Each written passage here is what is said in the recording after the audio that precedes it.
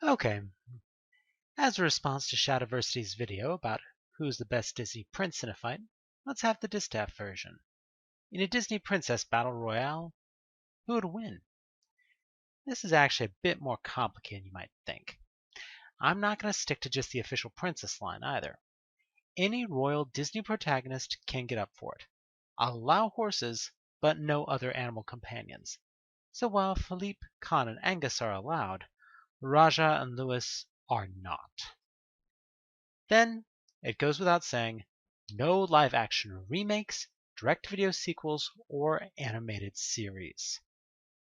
So, let's start simple. Who has no chance? The ladies with no combat abilities in no particular order. Snow White and Cinderella are housemaids.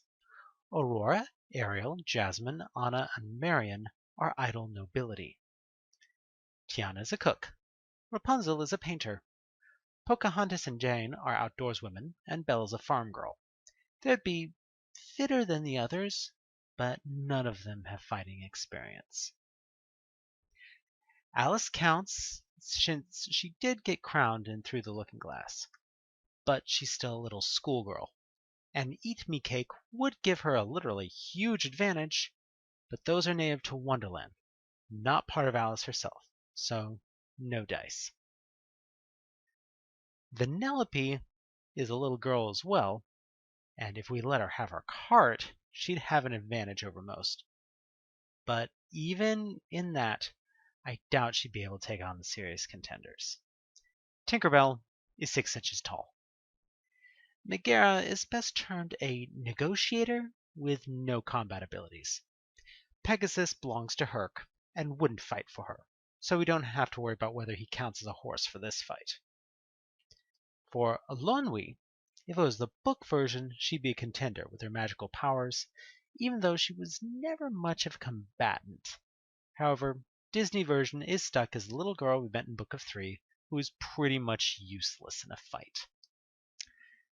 Some of these gals would fare better than others if it did come down to a knockdown, drag-out brawl, but they would have no chance against anyone in the second half. So, on to the serious contenders. First, the warriors. Mulan is the only trained soldier out of the whole group. However, she's an infantryman who went through basic training.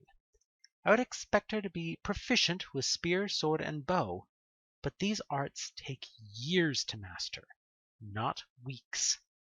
Also, while she does have Khan, she is never trained in mounted combat, and he's not a trained cavalry horse.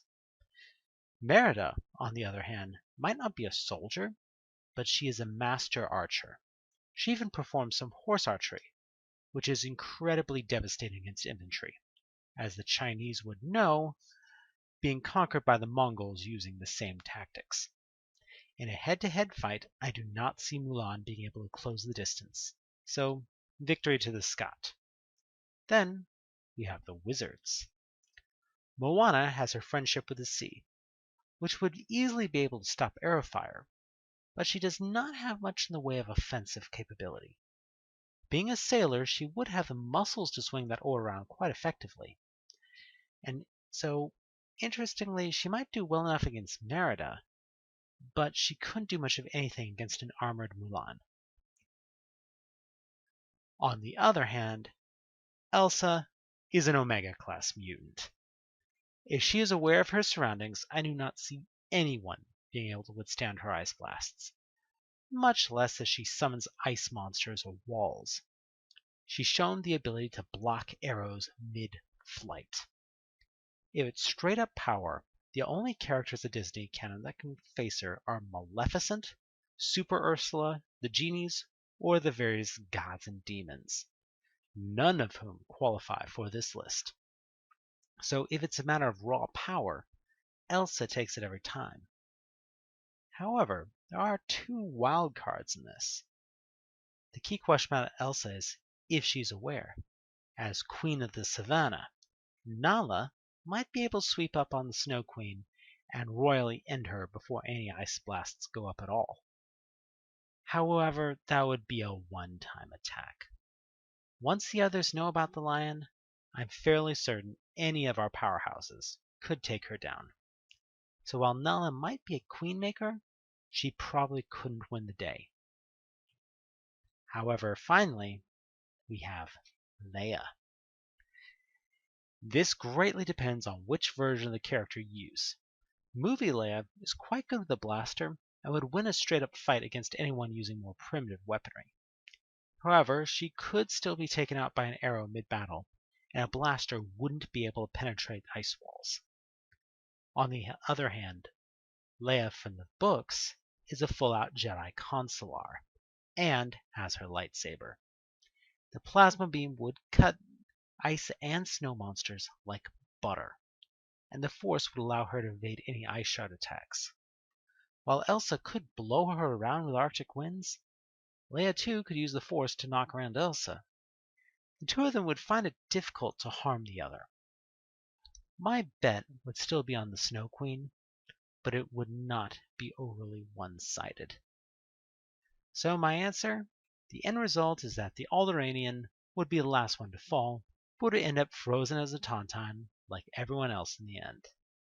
So, victory to Elsa, as pretty much anyone who gave it 5 seconds thought would have said. But it's fun to think about these things. Thanks for listening, y'all.